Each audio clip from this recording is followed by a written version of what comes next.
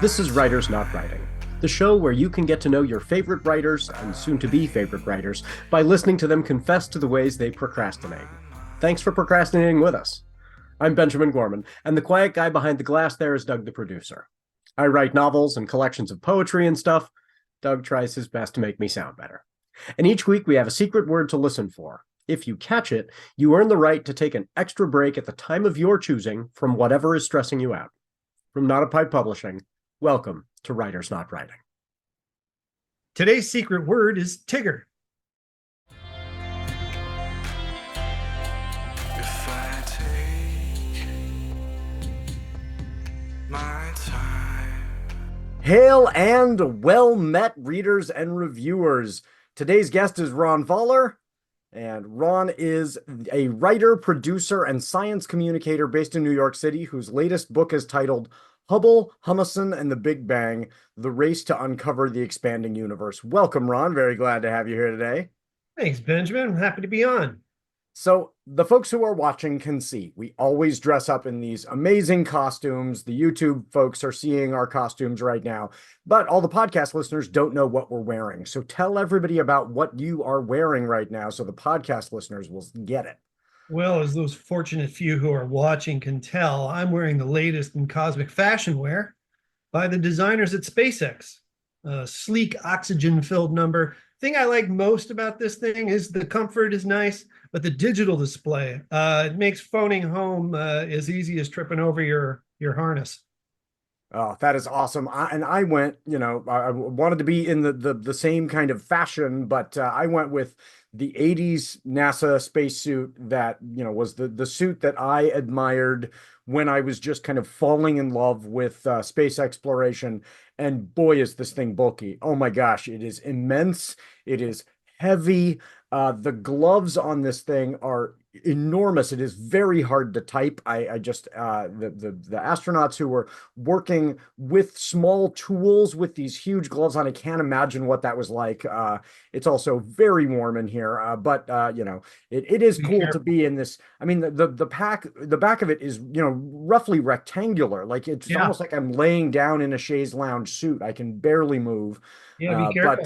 That reminds me of the story of Salvador Dali. He was giving a talk somewhere, I think in France somewhere, and right before the event, or I guess he had planned on the event to wear one of those 1930s style dive suits, yes, with a big helmet, and it was sweltering apparently in the room. And by the time he dragged his feet in those heavy shoes to the podium, he fell over and fainted. Yeah, I mean, it's funny until careful. you pass out in your dive suit. Those things were immense. So He survived. He survived. We didn't lose the dolly on that day. So yes, good. I mean, good, mostly good. I understand he was, an amazing talent. Not always the nicest guy to some people, but probably would have to behave differently in the modern era. But yes, probably. but the dive suit that is very cool. He was a cool guy. Yeah. So I have been excited to talk to you. Recently, you rode your bike for, am I getting this right, 600 miles for charity? So tell everybody about that. Yeah, that's right. Not once, but twice, and I'll do it again. It's just something I fell into. I work with a public charity called the Paperfig Foundation, paperfig.org. Paperfig.org is where you can go to get involved. We work in East Africa, really training young women with skills that helps them get out of their situation, make a way in life for themselves. And I'm kind of the chief fundraiser, one of the chief fundraisers for the organization. And so I'm always looking for different ways to, change the game, I guess. Yeah. And the New York State came out with this Empire State Trail. It's made from old train routes. Some of it's paved, some of it's not, but it's very pretty and not altogether too difficult, but it is long. So I decided to ride it and see if I could get through it, and sure enough, I did. So I kind of make it an annual event now to raise cash for the organization. And how long does it take to ride that far? Well, I did it in 9 days the first year. I did it in 7 the second year. and I'm kind of tossing around doing it all at once. So maybe 2 or 3 days, depending on how long it takes Holy me to. cow. So the 9 days is breaks in between. And then Correct. it would be 2 or 3 days straight, Hmm. if you Yeah. ran it. So how did you get involved with the Paper Fig Foundation in the first place? Really good question. So I produced events while I was working on my first book. I worked as an event producer, and I ended up working with a really reputable firm here in New York City, where I currently live and have for the past couple of decades. Um, they produced, New York Fashion Week for a long time and events all over the world. Anyway, so I started working with them, and me and the CEO of the company, her name is Lori DeJong. She is the founder of the Paper Fig Foundation. Started going over to Africa to work on fashion events and train people on, business best practices and things like that. And she just decided that this was a calling for her and decided to start this organization. And as a friend, I fell in to help her build that organization. And we're really proud of the work we do there. It's a mighty little organization. We have we just started an entrepreneurship program that will graduate in a couple of weeks. Its first, I think, 15 students. We have a master's program at our school. We have designer clothing on offer on our website and here in New York City for those who live here. So it's a great organization. We started from scratch, and it's really come a long way on very little. We don't have a long tether where this is not the Ford Foundation. Right. So, yeah, it's a great org, and the more we do, the more rewarding it seems. Well, and what a wonderful, I mean, I have worked with, donated to the Counting All Crows Foundation, which is Yeah, women in Africa, because the kind of ROI is yeah, enormous. yeah, These women do amazing things when they are given the smallest amount of resources. yeah, You have the maximum human benefit in terms of yeah. improving lives, and Absolutely so true. that is so cool. I encourage folks, check that out, paperfig.org. We'll Right. put that in the show notes as well. But that Sure. sounds like really incredible work, and I love the idea of it being, like a master's program. Like this is, really advanced education for folks who need to totally change their lives. That's Yeah. fantastic. Yeah, and the entrepreneurship program, just to put a button on that little part, is open to people outside the school as well. So, we're looking for people who are maybe even business leaders in their area, who maybe don't have the same education as some folks out here. They're just kind of doing it, by hook or by crook. And this really offers them an opportunity for free Yeah. to really advance their skills. So it's very, very cool. I appreciate you putting it up there for Yeah, oh, everybody. absolutely. That is very cool. So this is a show about procrastination, the stuff we're doing when we're not writing. Already you're, doing this incredible work. What about kind of pop culture? What has been drawing you away from your work lately in the world of, entertainment lately? Well, I like movies. I've always liked movies. Was a budding director I think I made my directorial debut in my family's business around the age of 11. So the movies are a big deal for me. I love storytelling in general. So, and I like, it's not all about the art films for me, although I do enjoy them. But I'm a Marvel fan, Yeah. speaking of pop culture. Um, I like some of the more, quote unquote sophisticated stuff too. I go to ballet, and I enjoy dance. Growing up, my mom was a song and dance gal. Oh, very cool. So, I sort of, I guess, followed at least to some extent in those footsteps. And I do enjoy still checking out especially some of the modern musicals, which are really fun. But yeah, so, Well, I mean, to be in New York City and have the, so many amazing, dance. I mean, I live in a small town. We have a university, and so we Yeah, maybe have one, demonstration at the university of modern dance per year, and I try and right. make a point to always hit that because it is very cool. But it's Yeah. not like it's something that, I mean, you could go every night and Yes. see different ballet in New York City. Welcome to New York. Yeah, Yeah, exactly. that is very cool. Yeah.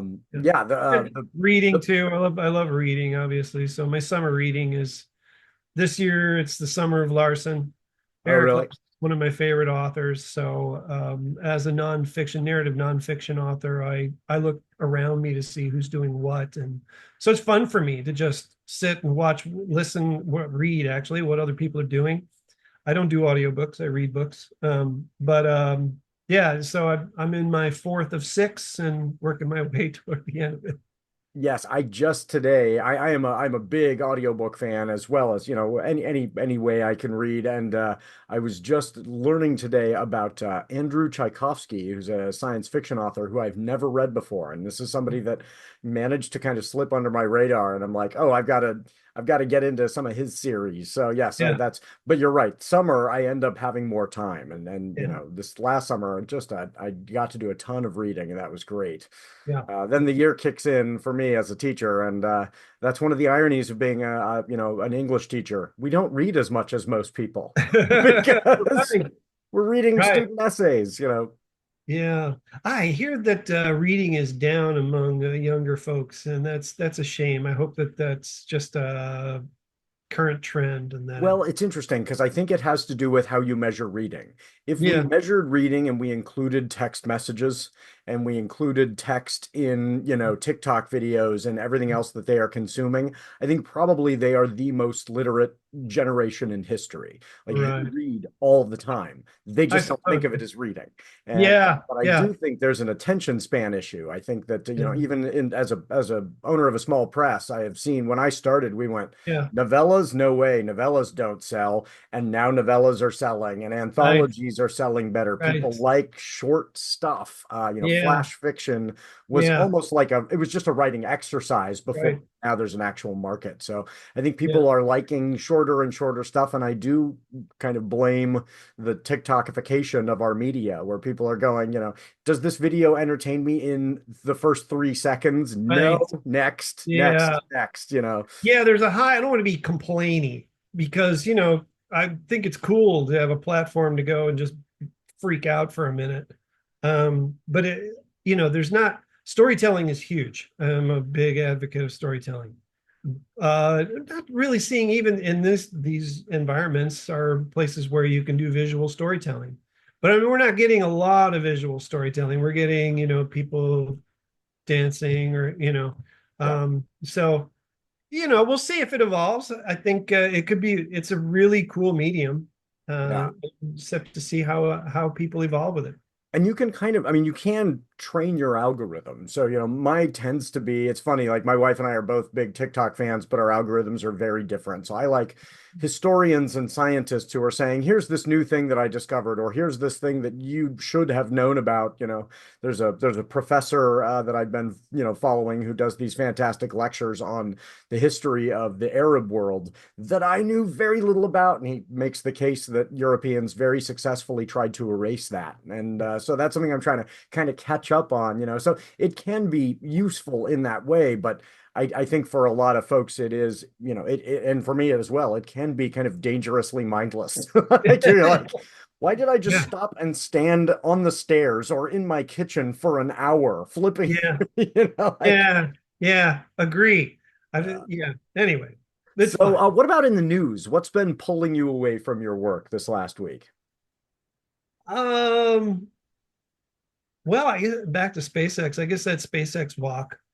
Yeah. Uh, you know, the precision, the new order with the cone of the capsule literally just popping open, like your Nalgene bottle, and these guys popping out of it, exposing everybody at once. Which It's seemed wild. Like it seemed like a terrible idea to me. Like I was like, wait, what, don't they know how airlocks work? That's, How aren't many these things smart can go people? wrong? And then it Yeah. worked. How many things can go wrong here? Yeah, I mean, and you wouldn't probably have a problem as long as your spacesuit is on, which everybody's Right. is. But can you get it back locked again? And how close is the space station if it doesn't? And it gets a little. It was anyway. They did it with such precision, and it was just beautiful as it turned out. And they got back, and everything was great. So I thought that was SpaceX continues to impress in that regard. And so that was pretty cool. And then if I had to mention one other thing, it was the fact that China actually dug up evidence of volcanic activity on the moon 125 million years ago, which was during the age of the dinosaurs still. That was pretty remarkable. I didn't know what to expect from that. I thought, okay, congratulations, you landed on the dark side of the moon. Other than Pink Floyd, I don't think I've paid any attention to the dark side of the moon my entire life. So what Right. is there to get? And here they found something. So I have not read about this. So was it in the mineral composition of the soil that it demonstrated to them that it had been superheated at some point? Was that the way that they figured in that the out? in the not too distant past, yeah, Yeah. exactly. Yeah, And they all could, things being relative, not too yeah, distant past. yeah. Pretty remarkable stuff, though. I will have And to do some reading. So do we believe that the core of the moon was still molten 125 million years ago now? it looks as though it may have been. I have been under the assumption that most of what you see on the surface is impact related, Yeah. but apparently not. There was some volcanic activity. It could have been of a different environment. I don't know how they're defining the term volcano, whether it was, pressure induced, uh, you know, pumice blasts or something Yeah. like that. I don't know exactly what the answer to that is, but anyway, it was remarkable to read I that. will. Yeah, I would love to uh, read more about that because I imagine, a lot of the conditions that create our volcanoes are, you've got a molten core, yes, but then that there's pressure downward from yes, Earth's gravity, from, yeah, air above, yeah, from, right, and on, on a moon with no yeah, atmosphere, it would yeah. behave very differently. So that'll be Yeah, really interesting to see. thermodynamics dictates that there had to be pressure.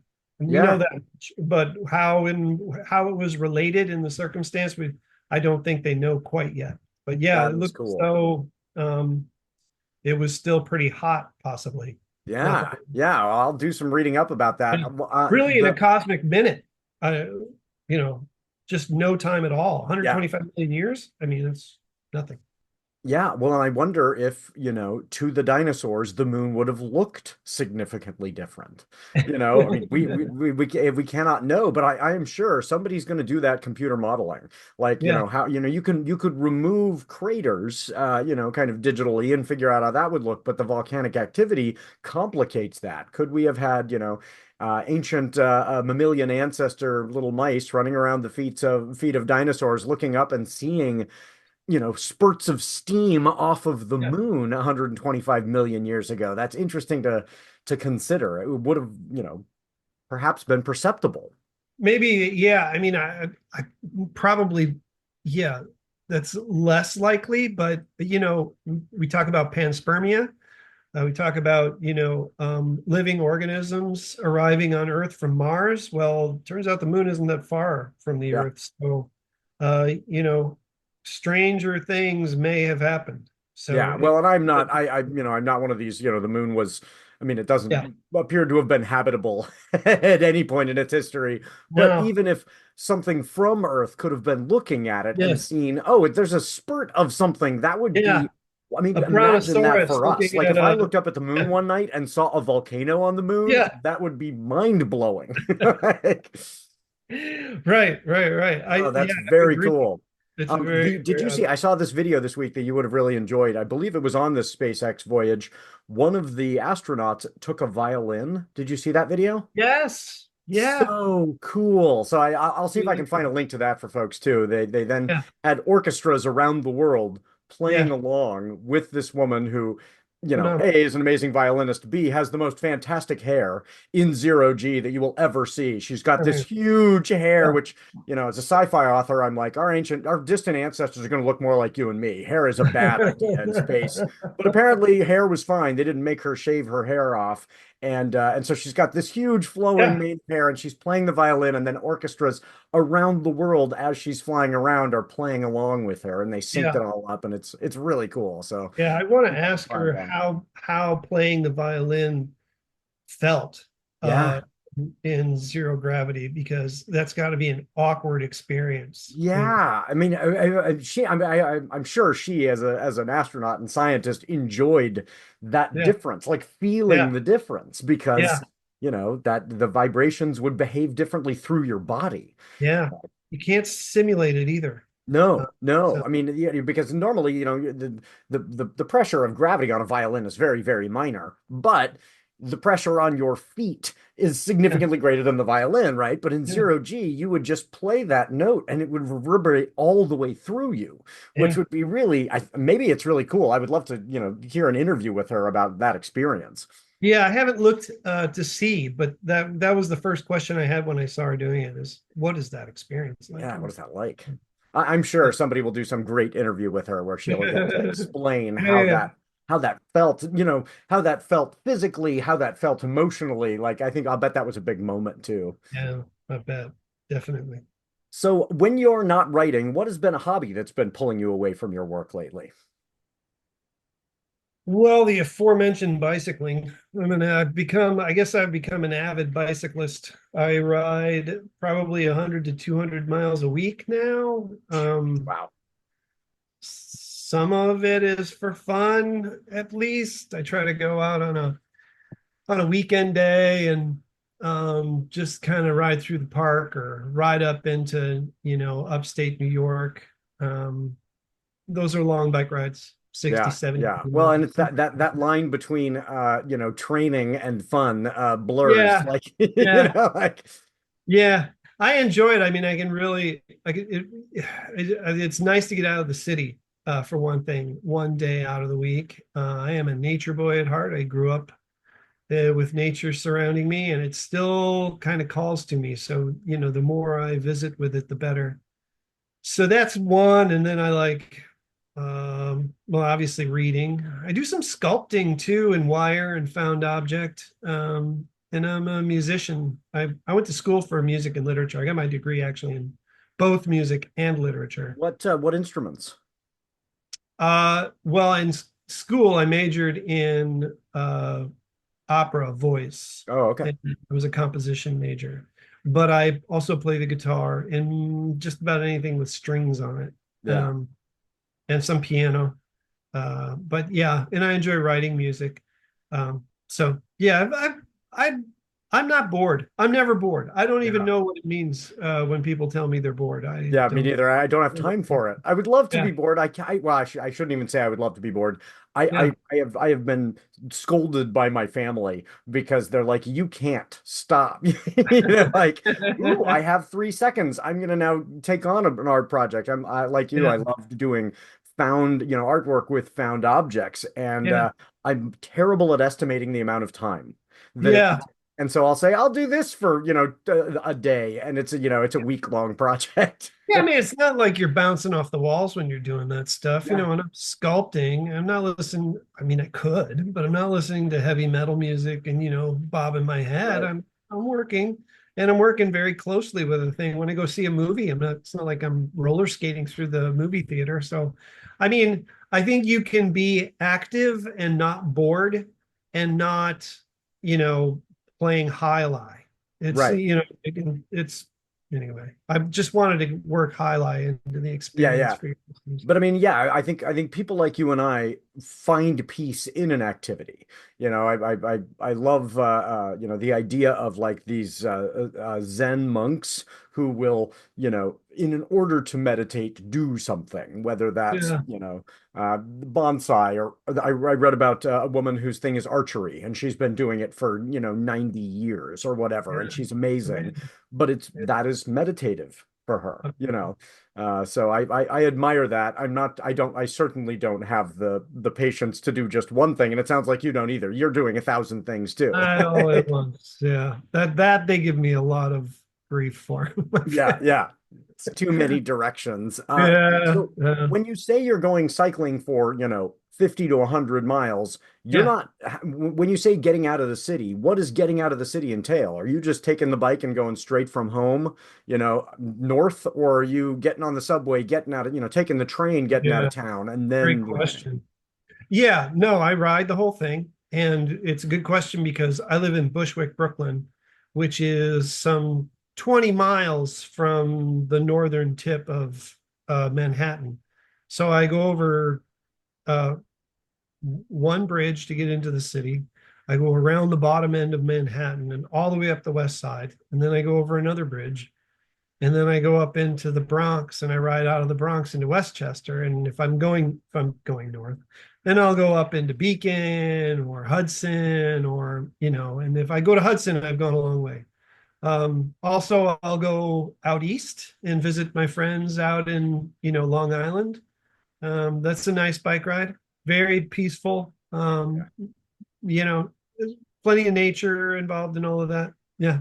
Yeah, Those are well, the and I mean, you can get out of the city and into nature pretty, I mean, again, all these things are relative in the same way 125 million years ago is relative. And right, but it's right. not, it would be a long bike ride for me to get out of the city because I have not been training the way you have, but you're out of the city pretty quickly in that 100 miles.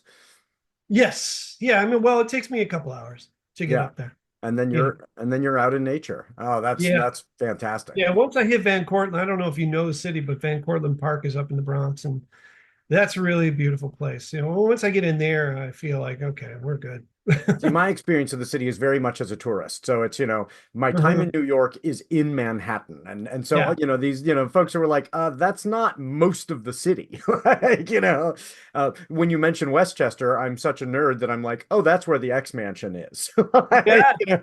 But, if you're riding around the X Mansion, you're not in big city anymore. You're in, No. it gets beautiful and green out there. Right. Yeah, for sure. For sure. Well, that is excellent. Well, we're going to go to our ad break. When we come back, I'm going to ask you what you've been daydreaming about. Special announcement time. NotAPipePublishing has always been committed to helping authors and readers find one another. Well, the show, which is all about helping readers get to know writers, just hit a milestone.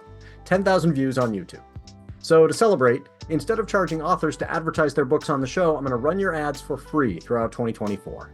If you want to make a 30 to 60 second video about your book, let folks know what it's about and where to find it, and don't forget your name and the title.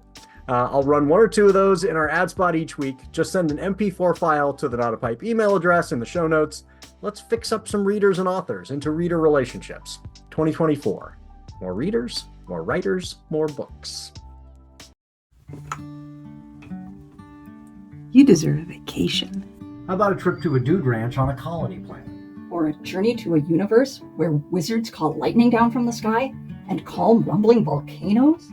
Or a holiday tour of the major cities of Europe with vampires and werewolves and witches as guides. Or maybe just a nice hot sudsy bath with a book of poetry that will make you cry and sigh and laugh. We've got you covered. A paperback will appear on your doorstep each month to whisk you away, and you'll return refreshed, enlightened, and ready to make the world we share a brighter place for everyone. Or if you prefer, you can sign up for a quarterly subscription and get 4 YA titles, 4 adult titles, or 4 collections of poetry per year. Plus, you'll get book club questions from the author before you start the book and an interview with the author afterwards. So, if you are in a book group or want to start one, this is everything you need in a kit. Will we occasionally throw in some extra surprises just to say thank you to our members? Of course. You can also give someone their very own membership with all of the rights and privileges pertaining thereto. So, find a reward level that's right for you. And share this with your friends. Join the Indulge Your Shelf book club today. Your bookshelves deserve a little pampering.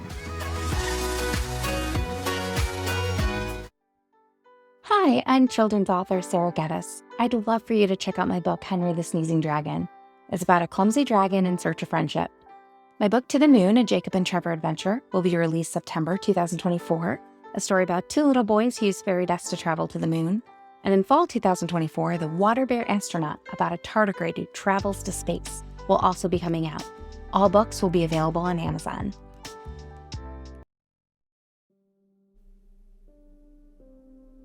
No one wants to live in a country ruled by wizards, unless the alternative is worse. Peter Watts, author of Blindside, says, a near-perfect blend of implacable horror, gallows humor, and ecological apocalypse. Nick Namadas, author of The Second Shooter, says, relentlessly radical and often hilarious. Cascade, Book 1 in the Sleep of Reason trilogy by Rachel A. Rosen. Available now at bookshop.org, Apple Books, Barnes & Noble, Amazon, and at bppress.ca. Welcome, everybody. So I am here with Ron Voller. And Ron, when you've been daydreaming, what have you been daydreaming about lately? What have I been daydreaming about? I don't know. Daydreaming. That's a heck of a loop. I spend a lot when I contemplate, walk through my little world here, this little neighborhood, lovely people, very busy. You know, they're in the park playing constantly, volleyball and the whole thing. I like to try to think about looking at the world from 100,000 feet. It's something I like to do. I like to get it outside of this world and look down and see what this might look like. There's so much, we make a lot of noise. Human beings make a lot of noise. If you live in New York City, you realize just how much noise people can make. But how far does that go? Where is the end of that sound? And it stops pretty close to the surface. It really doesn't get up that far, even though it sounds crazy when you're in the midst of it. Just kind of trying to take a longer view of things, I think, is one thing that I enjoy doing. What does the future look like? People ask me in other interviews, what if you could go to any part of the past, where would you go? I could maybe think of a couple, but I know the past pretty well. I want to go to the future and see what's coming. I think because there's these big questions right now and we're living through them. And this is a great time to be a human being. But it's also this time of extremes. And so where are we going to end up on the other side of this? That's kind of where I'd be interested to see where we land as a human race, as a global society. Have you ever read, I'm trying to remember the title off the top of my head, Octavia Butler's, it's not Parable of the Sower, but one of her novels came about because, here is this, amazingly talented science fiction author. And so she goes to all these sci-fi conventions and I would ask these panels frequently about time travel. And these guys who look like you and me would go, oh yeah, I would go back to the medieval era. I would go back to whatever. I would go back to, and Octavia Butler, a black woman, is going, never. Like there's no time in the past that would be better for me. So she wrote this fantastic book. She wrote it in the 70s, but it reads, you could absolutely, pick this up today. And it's about a woman in the 1970s who's married to a white man, and she gets pulled back into the antebellum South. And horror that she experiences, because of course, immediately she is enslaved. Then when she comes back to the present, her husband, who loves her very much, literally ties himself to her so that when she's pulled back, he'll go with her. Only then when he goes with her, he has to pretend to be her owner. And when what it does to their relationship is he pretending, right? And so it totally, it is a fantastic book, but I think it's really good for white dudes like us to read that and go, this is the best time ever for most people who don't look like us. Yeah. Yeah, my advice to myself and other white dudes the past few years has been shut up and listen. Listen. Yes. Just pay attention, man. Yeah, do a lot of reading. There's It's a not, lot that we need to yeah, learn. yeah. It doesn't But mean I you agree can't with you. The work. It future doesn't mean is you can't have, really, yeah, I mean, it is a volatile time, yeah. but it is a time of incredible opportunity as well. I mean, people are, what our life expectancy for the first time kind of peaked and is Hmm. now down. Well, is that a trend that is going to continue to go down? Is that going to, like, we don't know. And so I am very interested to see Yeah. how we make some adjustments, what choices we make going forward. It is really fascinating to think about that. Yeah, and again, I mean, if you want to talk about space exploration again, which has to do with my book, uh, uh, this idea of, eventually inhabiting a place like Mars, yeah, that could be really important. Yeah. There are, the Earth is not this beatific, wonderland that we sometimes imagine it to be. It Nature isn't about, happiness and tranquility. It's this is a dangerous place. There is a super volcano lodged underneath Yosemite that, if it were to blow, and it could, would wipe out the northern half of the United States of America. And create a winter that would Yeah, wipe out much of the human population. yeah. I mean, that's just one little thing. There's a Hmm. couple of those.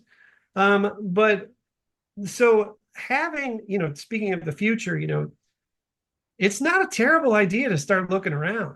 Yeah.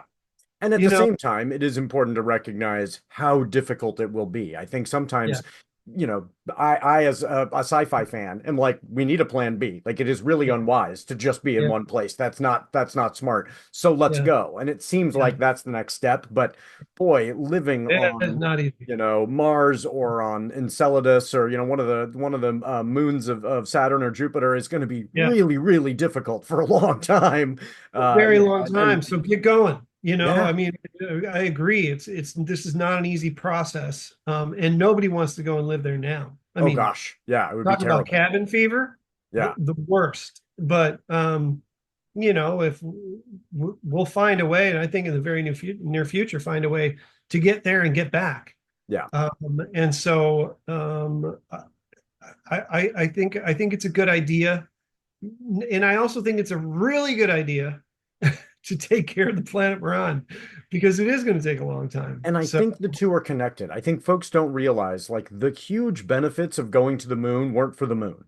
yeah, We man. didn't go to the moon so we could learn about the moon. We went to the moon and we got titanium and, Yeah, supercomputers and, I mean, all these benefits for Earth. And yeah, learning about Mars will help us learn how to save our planet in so many yeah, ways. When we learn how to live on, I mean, the amount of resources you will have when you're on Mars, you can't go to the convenience store. And so no, they're going to have to learn so much that will then yeah. benefit us in learning how to conserve here. Absolutely. And I'm optimistic too. I mean, we haven't been at this, new industrial age very long. So the fact that we've kind of got, out over our skis a little, and we're starting to pollute the place in a really terrible way.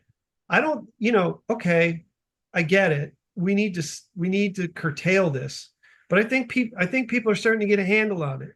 I think it's a little bit of a runaway train, so it's going to be difficult to slow down. But I am kind of optimistic that as a group, we'll probably start to finally figure this out. But I hope my optimism isn't unfounded. But Right. again, great reason to go into the future, because I Yeah. would love to know how Well, and to. I have hope in some technological, fixes. I think we, as we're in the Anthropocene, and once Yeah, we've messed it up, we have a responsibility. And the consequence on the other end is we're probably going to be mucking around with the environment forever now. Like, now it's going to be fixing the damage we've done.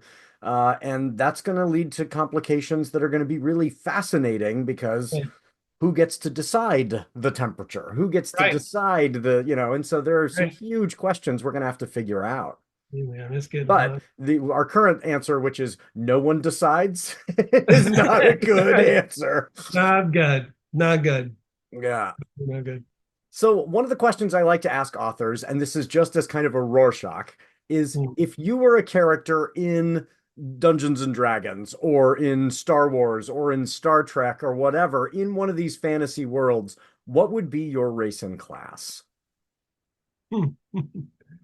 Well, coming out of college, I guess in my 20s, and I was really on my, I guess I've had people refer to me as Yoda before. I get that a lot. I get that a Yeah, lot. there's some Yoda. But there's a lot of Kirk in here, a lot of Captain Kirk, a lot of uh ready, fire, aim. I kind of know what my convictions are, and so I'm not afraid to act on them when I feel I need to. So some Captain Kirk, and I guess I probably have the head of Yoda, the body of Kirk, and the tail of Tigger. I like the Frankenstein. So yeah, probably as close as you could get. I love that. So, how does that manifest in your work, in your writing? When somebody's reading your work, are they reading just the Yoda or are they reading the Tigger? Like, what gets into your work in that way? They are so all three. I love that question. They're so all three in this book. I lay on the Tigger when you least expect it. You'll read something and go, wait a minute, did he just say that Galileo is giving the Italian church the finger for all eternity? Which actually occurs in my book on the Big Bang. There are, just things that I'll slip in. Some of it's a little more, out in the open, but I definitely like to have fun with the reader.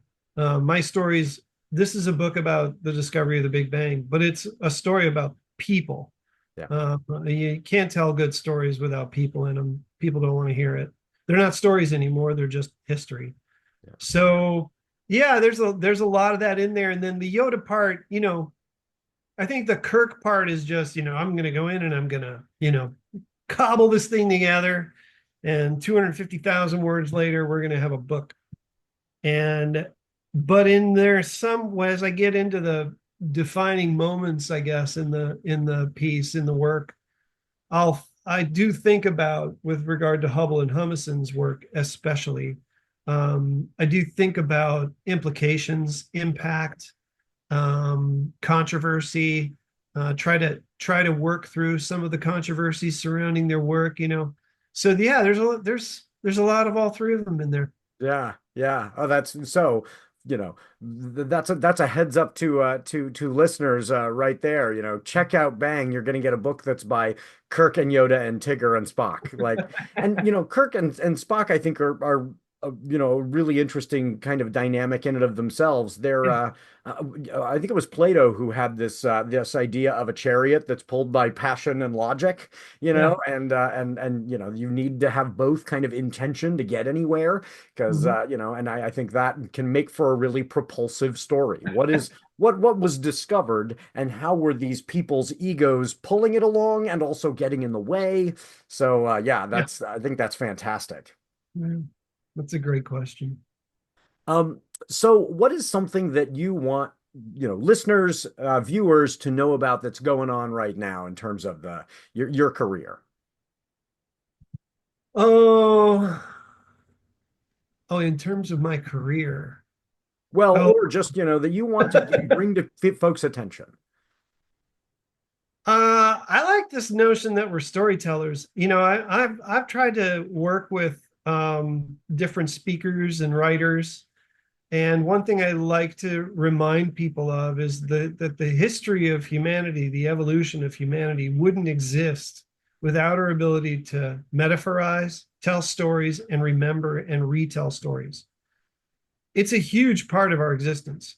And we talked about this before with social media. I'm not sure we're teaching kids how to tell stories. And I don't remember learning it in school either. I had a dad who was a great storyteller. And so I kind of gleaned some from him, and I love books and stories. And so I got into it. But I think there's more room for it. I think the more we sit around the fire and campfire talk to each other about what's going on in life and really try to relate with each other, the more we're going to get back to a place where we can communicate with one another. So I think that's probably what's on my mind more often than not now, is just trying to, I know who my people are. Yeah. And we agree on most things, not everything, but most Right. things. I'm looking for more people with maybe half things, Yeah. or less, and I try to relate to them on their level. And so yeah, I think there's a lot to be said for that. Yeah. Anyway, Well, kind it of where makes me think because I'm a high school English teacher, and I wax philosophical all the time in front of my students about yeah, the importance of storytelling, but yeah, often in my creative writing class, which is for seniors and it's an elective. And yeah, this makes me kind of reflect on like, yes, I know that our students are being told about the importance of storytelling, but not all of them, literally the ones who've chosen to be there. And if yeah. this is this, I'm not a big believer in the supernatural in general, but I feel like storytelling is as near as we get to the sacred. Like, that is, what separates us from other species as far as we know. And if not all kids are getting that, you're right. They're really missing out on something. Storytelling is what makes us human. Yeah, I think you're referring to what I call the existential spirit, which Yeah. is you know, in terms of practical usage, is I mean, well, at least for the living, is really important, more important than I think we really give credence. So yeah, I think it's anyway. Grade schoolers, we should start Yeah. teaching physics and storytelling to grade schoolers ASAP. Well, and And I I don't think mean the math. I mean just these are the basics. You live in a physical world. It's 4 dimensions, maybe more. Well, and But I think your book in particular applies there because we often don't tell kids the story of the universe as a story. And it yeah, really is, you can tell the story of how we learned its story, but there is a story of the universe from the bang. And, we kind of go, oh, the Big Bang Theory is this one unit you do in, ninth grade, and then you move on. And it's like, why don't we tell this story sequentially? And why don't we tell this story then again as the story of its discovery so that students are learning about their universe in this storytelling way? Because I think that's really important. yeah. With regard to spirit, the universe, we are the universe. Yeah. We are literally the universe. I mean, it was created. It's made up of atoms. They're subatomic particles. Let's not get too involved. We're part of that. We're made of atoms that are primordial, some of them, and some of them were made right here in our local system by our sun. And for some reason, after 65 million years ago, when this massive event happened, we climbed down out of the trees and this being arose that allows the universe to contemplate and think about itself. That is magic. Yeah. It has to be the coolest notion. If you can wake every day and remember that thought, I guarantee you'll have a better day. Yeah. Well, to my students, I often say, there's this phrase that many of us have heard that we are stardust, which sounds very fancy and magical. No, we're star poop. Like we are we are the stuff that the star expelled because it had used it up and it couldn't use it anymore. And it was like, I am done with this. And we are the excretions of stars, now able to contemplate those stars. And you're right, that should be very inspiring. It's also funny. Like Yeah. our star poop. Supernova is Here like we a are Sunday thinking about morning. those stars that Yeah, kicked us yeah. out, I love it. I love it. Star poop. I'll start Yep. using. Oh, that's great. So what is currently as you are thinking about the universe as this, composition of stories, what's in your to read pile? What are you excited about checking out? Yeah, so I'm still on Eric Larson. I've read 4 of his books this summer, and I'm on the final 2. In the Garden of Beasts, I'm going to read, and The Splendid and the Vile. He tells stories what I love about Larson's work, and authors have their fans too, right? What I love about Larson's work is he has this strange fascination with the morbid, with mortality and murder, and people will probably recognize of his books one called The Devil in the White City. Yes. That is about twin stories about the making and building and presentation of the White City in 1893, the Chicago World's Fair of 1893, the invention of the Ferris wheel, and all these cool things. Yeah. Simultaneously, it's the story of a serial killer living in the city. And creating a murder palace and killing we don't know how many people at the same time. Like which is, I mean, what a wonderful kind of premise for a book too. To go, so here it you got turns this. out, If he just said, I'm going to tell the story of, I believe it was called the Columbia Exposition or something like that, or Columbian Exposition. Yeah, it would have just been like, okay, here is this, kind of dry piece of history. And then if he told the other story, it would have been, here's this true crime. And that one would have sold better, but still, not the great work. But mixing the two is really it's amazing that it could be told that way, that these things were, concurrent. I love that you have knowledge of that book, because it really is a good one. And he does that. That's not the only thing he does. He does more straightforward history. He did the first book I read this year was on, again, the events leading up to the attack on Fort Sumter before the Civil War. I've not read that one. I've not the Devil in the White City is the only one of his that I've read. So okay, the Fort Sumter one. What is In the Garden of Beasts about? What a great title, and the Splendid File. Yeah, so this one is a little more straightforward too. He's talking about Hitler's Berlin. Love but look at his subtitle: Love, Terror, and an American Family in Hitler's Berlin. Yeah, it's coming. Right. Is Thunderstruck. I read that book. That book is about the Marconi system, the Marconi wireless, the first transatlantic wireless messages, and the guy who created them, and then the use of that to capture a guy who murdered his wife. So it's, again, you've got, here's this really cool thing that we should all know about. I tell my students about the invention of the radio and how important that was. And we're about to start reading H.G. Wells' War of the Worlds. And so I go through and talk about, here are the inventions that you kind of take for granted that he could not possibly have known about. And then here are the things that he could have been aware of. And it's really fun to kind of see students' minds kind of be blown by, he's talking about bacteria he could have known about, viruses he couldn't have known about, things like that, like where he was in time in 1898. And Marconi is one of the ones that comes up. Like students don't understand how much that changed the world and changed their lives. Yes, I mean, their lives would be all of our lives would be completely different without wireless technology. I mean, it's just really the advent of everything from radio to TV and onward is just so dependent. And at the same time, like we were talking about the invention of the Gatling gun. And when Gatling, I can't remember his first name, when Gatling made this, he thought, I'm going to drastically reduce the number of people killed in war. This is going to make war so much less bloody. Because instead of 100 guys standing in a line shooting each other, there's one guy on one side and one guy on the other, and they're shooting each other with machine guns. The end. And didn't think, no, there'll still be 100 guys. Now there's going to be 100 guys with machine guns. And so we talk about how, in something like Marconi's invention, then is very promptly becomes very important in war, right? Which is not what Marconi was hoping for. In fact, the book I'm just finishing has the Marconi system in it throughout. It's about the sinking of the Lusitania. Yeah.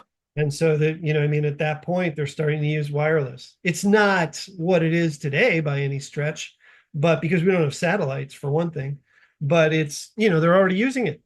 So pretty neat. It's crazy to see and that's my book. I do a lot of that in my book. I want new readers to the subject of the Big Bang to understand something about the several hundred years leading up to the 20th century that set the table for guys like Einstein and Hubble and HUMISON to do the work in discovering the origins of space and understanding the lengths of time. I think in that story is so important that much like, we say Columbus, discovered the world was round.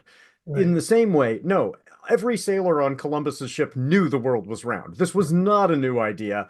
They just got there. And, Yeah. Since people knew, for Eratosthenes. example, I mean, the theory that the universe was expanding was pretty well established, but they didn't have hard evidence until Hubble. Like Right. now you can show it, and you can quantify it. And I We're think that's pretty suspicious that important. Mercury, Venus, Saturn, Jupiter, Mars are planets, but we don't know for sure because they look like the other stars. Oh, here's this guy Galileo just found some moons around one of them. Oh, I guess they are planets. Yeah. Yep. And that's way before Hubble, right? And then Right. to tell that story to get from Galileo to Hubble, that's, I Yeah. think it's hard for us as humans living in a period of time Yeah. of roughly 80 years to understand these kind of Yeah. periods of time, let alone the 125 million years ago when there's volcanoes on the moon, Right. right? Right. But there was a long period of time where people knew it but didn't know it. These theories were established, but within a scientific world that most people weren't engaged with. And then once Hubble comes along and can show it, it becomes more widely established knowledge. And of course, the farther back you go, the fewer people there are, and the less information is getting around, and all of that stuff too. So, Yeah. yeah, I mean, it's just not it. Information moves so fast now; it's incredible. Yeah. Well, so where can folks find you and find more about the book online? What's your kind of online place that folks can track you down? Well, Google me up. I'm on there, ronvoller.com. You can find my links to my blog. Instagram it's all basically my name, Ron Voller. I think my X account is Ron_Voller. But it's all basically Ron Voller. My website has my books on it, a little bit about me, some of the events that are coming up that I'm doing. I have a podcast called Bang Goes the Universe. Yeah. And how long have you been doing that one? Well, I'm one season in and have 7 seasons scheduled. Oh, wow. We'll see. We're retooling it, but it's been a lot of fun. And it's kind of, for me, I'm going back to my roots in this area, back to my original wanting to understand how humanity got to where we are in terms of our knowledge of the universe. And so I'm kind of covering the ground from 100,000 years ago to the present, and kind of really getting into the nitty gritty about how we got from, paganism to a place to civilization, from civilization, the kind of bifurcation of religion and science. And yeah, so it's a fun bit to do. I've had a lot of fun doing it.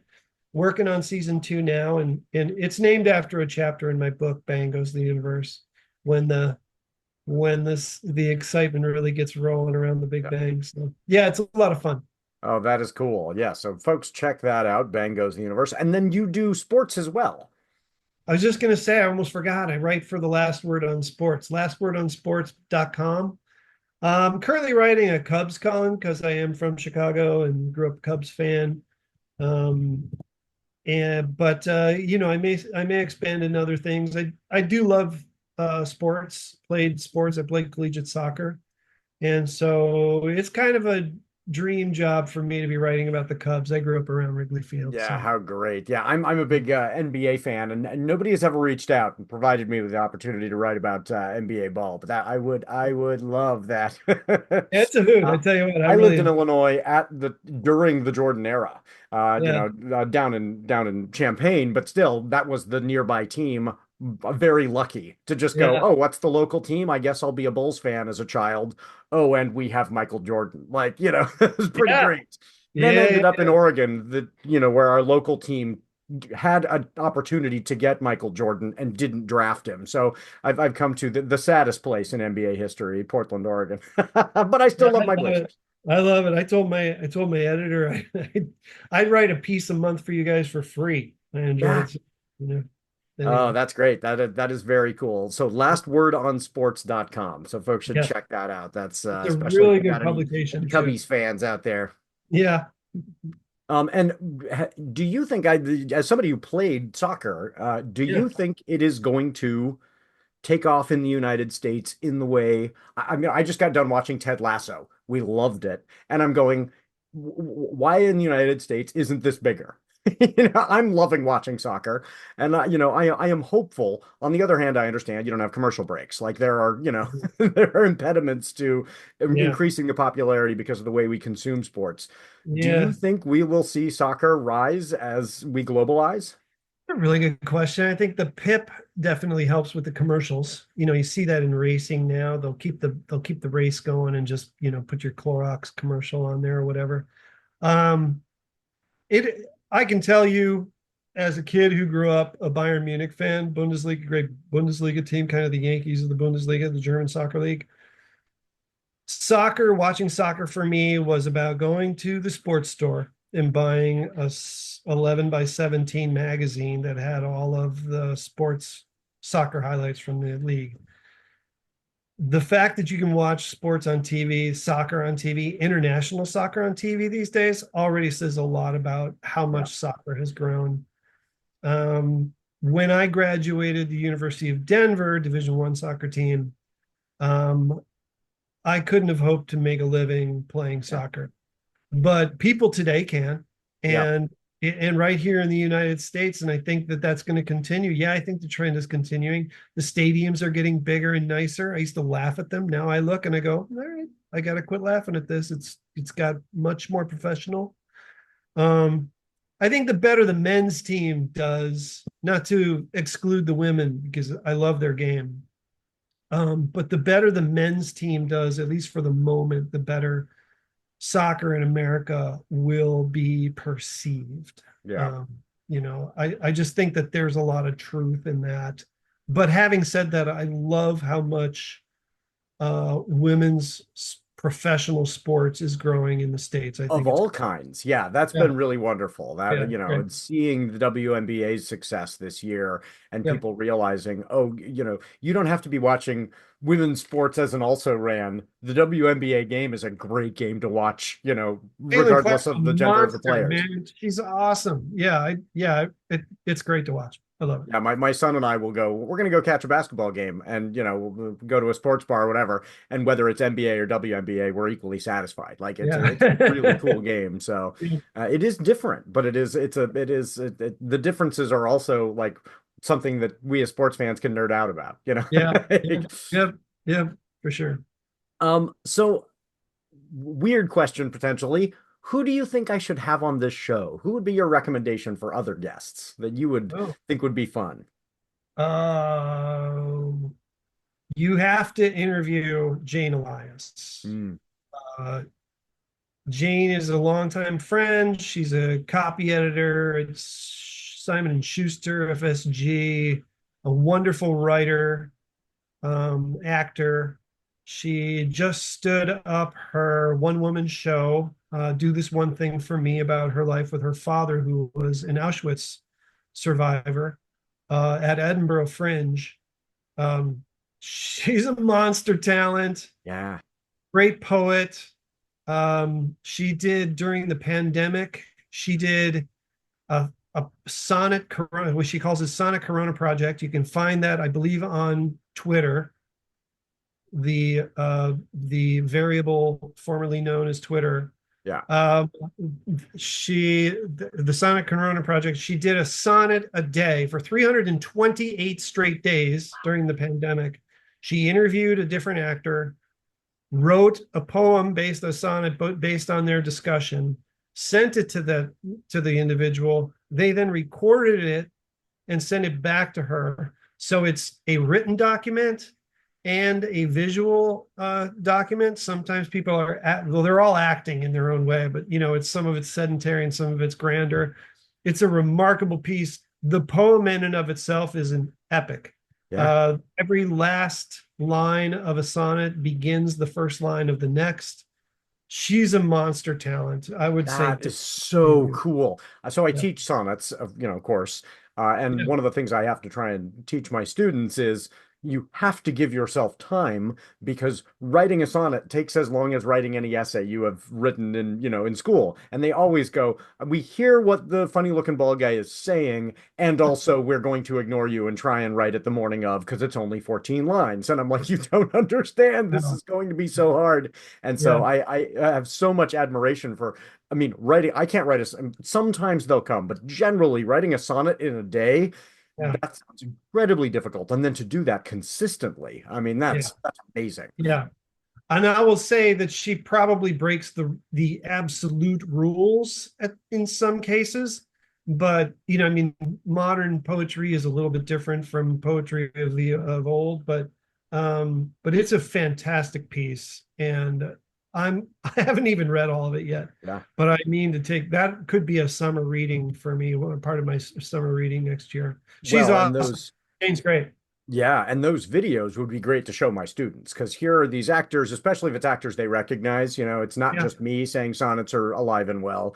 It's, Mhm. actors that they recognize. And yeah, so I will absolutely reach out. She Yeah, sounds I can fantastic. connect you with her. I think Oh, yeah. love, and she's, by the way, funny. Yeah, well, I mean, I would, Edinburgh Fringe Festival. Yeah, Yeah. she's a performer. That's fantastic. Yeah, She's that's really that's good. another thing it's kind of a bucket list. My folks got to go. I've never gone to the Edinburgh Fringe Festival yet, and I Yeah. think I would just love it. So I know I'm too busy right now, or I would have gone out there. I really wanted to go out and support her, but she did have a lot of support, and then she got a lot of good, a lot of great reviews from it. So it seems like it did really well. yeah, that's great. It's one of those things where every year I say next year I should go to that. Like so, Yeah. yes, got to make the time. Well, before we get to our send off, there's some folks I need to thank. Thanks to the artist Max Oakland, who reached out and provided one of his songs for our intro song, "I Prefer the Dusk."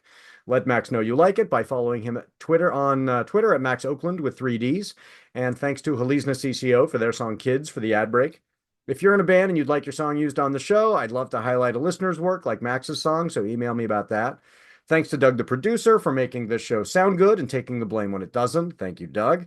And I cannot forget to mention Writers Not Writing is a production of NotAPipePublishing. So please go to NotAPipePublishing.com, check out the amazing books written by writers who didn't procrastinate too much. And if you like this show, rate and review it wherever you found it. And please check out Ron's Hubble and Humison and the Big Bang, and tell a friend about it. Even a short review, and that just one click on that 5th star makes a huge difference to authors. So if you've got 3 minutes, make Ron's day, give it that 5th star, and a few sentences. This is why this book was meaningful to me. It really will help. And of course, I'm too old to say smash that like button, but if you could gently tap on the like button for this show, I would greatly appreciate that as well. So Ron and I want you to remember 3 things this week. Ron, what's your piece of advice for everybody? Wage peace, fight fire with water, and remember the people you meet are going through things you don't know about, so be kind. Yeah. I would add a book without spaces would be gibberish, and our lives need spaces too, so don't ignore the spaces. And third, no matter how much you procrastinate, Ron and I are still proud of you. Indeed.